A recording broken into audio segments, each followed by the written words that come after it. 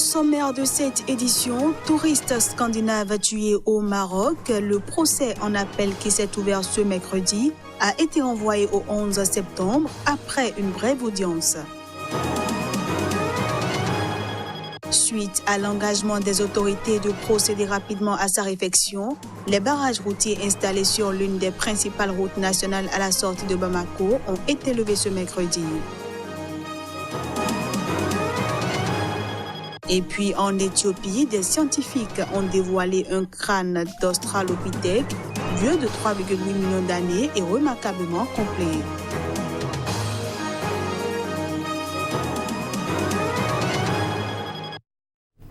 Voilà pour les titres. À toutes et à tous, bienvenue.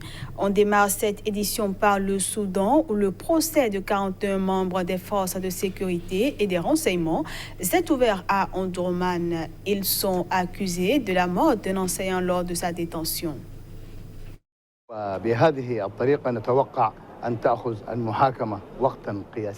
De cette façon, nous nous attendons à ce que le procès prenne un temps record.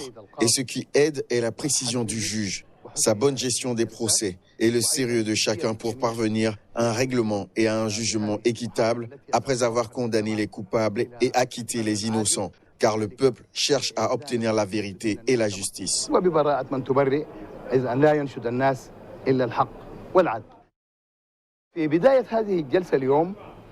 Au début du procès aujourd'hui, le département juridique du service de renseignements généraux a comparu.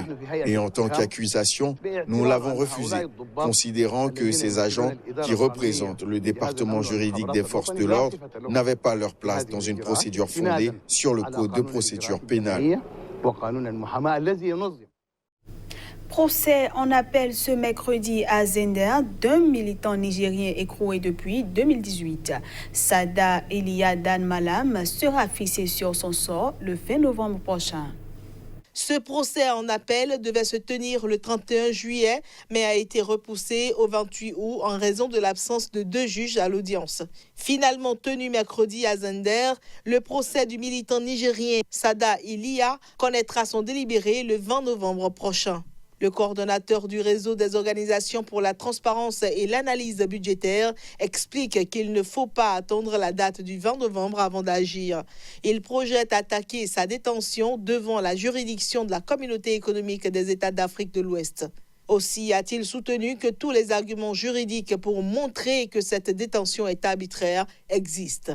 7 ONG, dont Amnesty International et Rotab, avaient estimé fin juillet, dans un communiqué commun, que les autorités du Niger devaient abandonner les charges et libérer immédiatement et sans condition le militant détenu. Sada Elia Dan Malam avait été arrêté en avril 2018 lors d'une manifestation contre les mesures d'austérité prévues dans la loi de finances. Le 20 mai dernier, le juge d'instruction de Zender avait décidé d'abandonner les charges de participation à un mouvement insurrectionnel et conspiration contre la sécurité de l'État pour les requalifier en injures contre les membres du parti politique au pouvoir au Niger. Le même jour, le procureur du tribunal de grande instance de Zender avait interjeté appel, entraînant son maintien en détention.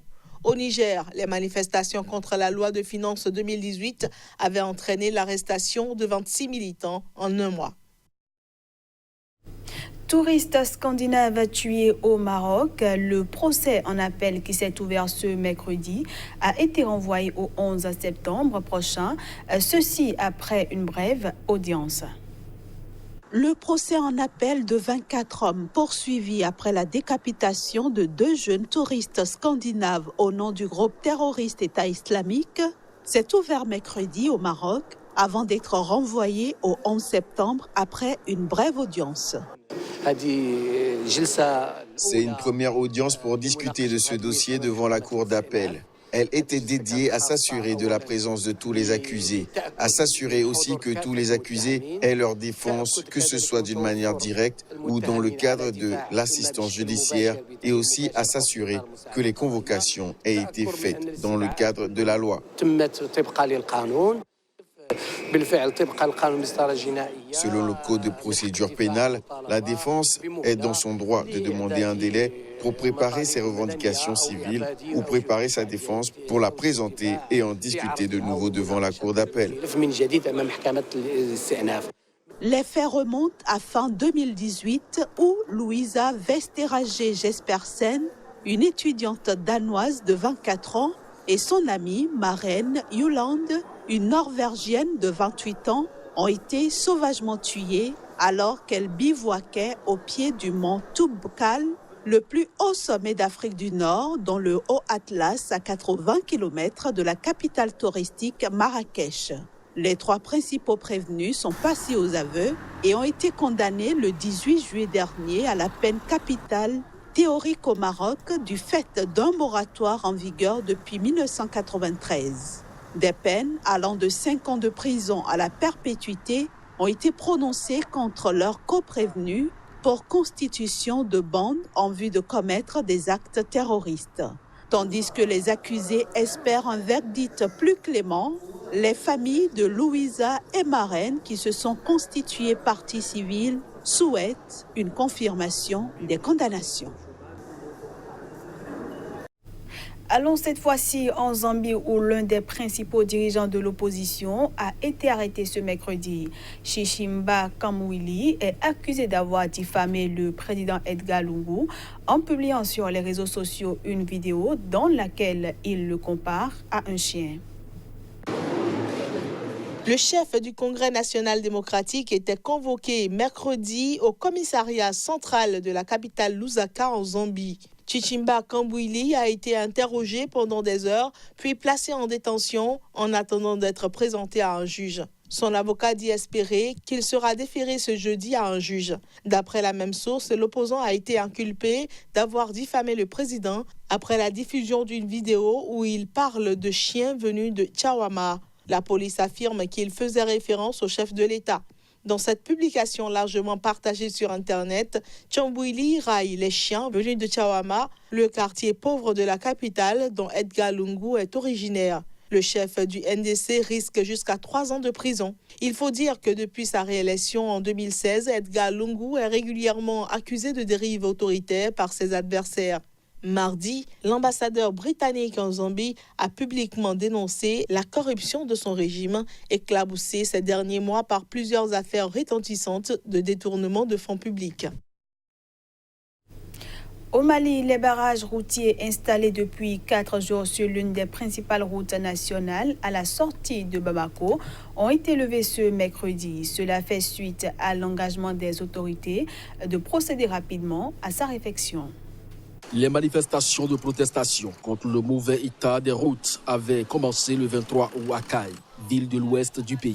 Des centaines d'habitants avaient installé des barrages sur le principal pont de la ville sur le fleuve Sénégal, interrompant le trafic, notamment des camions en provenance du Sénégal et de Mauritanie.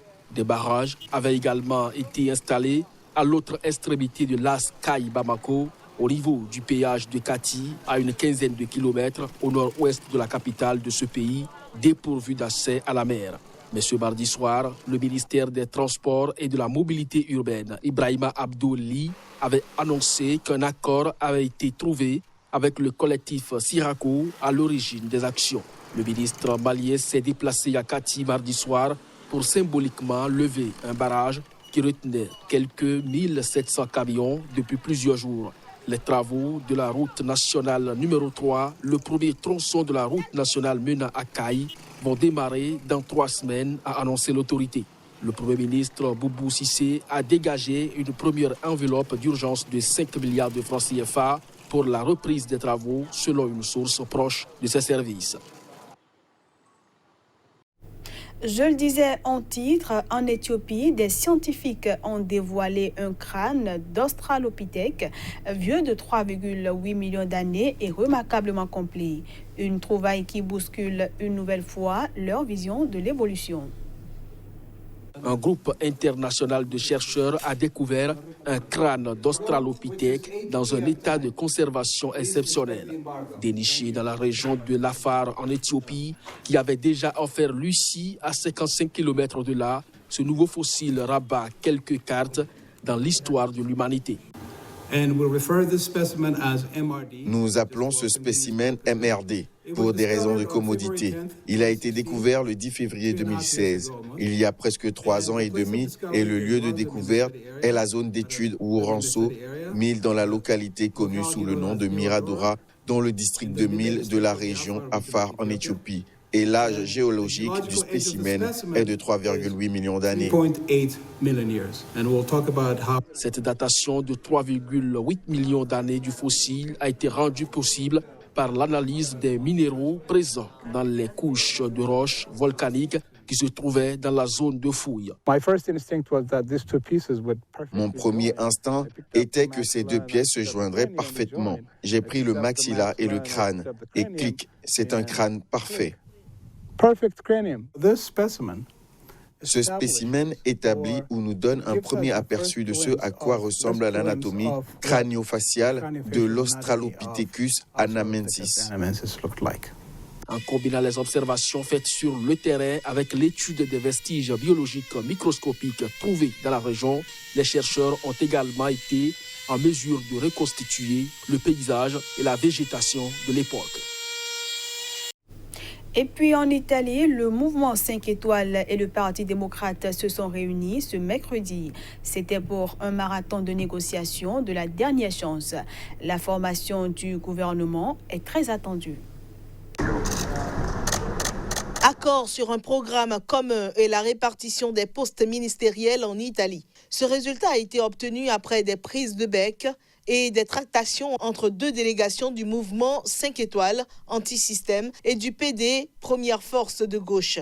Le document doit encore être approuvé par la direction du PD, tandis que les 5 étoiles ont annoncé vouloir soumettre l'accord à leur plateforme Internet. Le président Sergio Mattarella a en effet poursuivi mercredi un deuxième round de consultation de la classe politique pour étudier la possibilité d'une nouvelle majorité. Cela fait 3 semaines que l'Italie est plongée dans une crise politique profonde après le dynamitage le 8 août par le ministre de l'Intérieur, Matteo Salvini, de la précédente coalition formée par les 5 étoiles, puis la démission le 20 août du chef du gouvernement Giuseppe Conte. L'idée d'un mariage PD-Mouvement 5 étoiles a été lancée par l'ex-premier ministre Matteo Renzi avec pour projet de base une réduction du nombre de parlementaires et un budget 2020 capable d'éviter une hausse de la TVA prévue l'an prochain, pénalisante pour les consommateurs. Depuis, le programme s'est enrichi d'une quinzaine de propositions des deux camps qui convergent sur une relance de la faible croissance avec une attention pour les plus faibles et l'environnement. Les points d'achoppement résidaient plutôt dans l'attribution des fauteuils ministériels. Premier parti au Parlement depuis les législatives de 2018, le mouvement 5 étoiles entendait peser sur la répartition des ministères. Mais le PD visait aussi des postes clés comme l'économie ou les affaires étrangères. Et voilà, mesdames, messieurs, c'est sur cette dernière information que prend fin cette édition. Merci à tous d'avoir été des nôtres.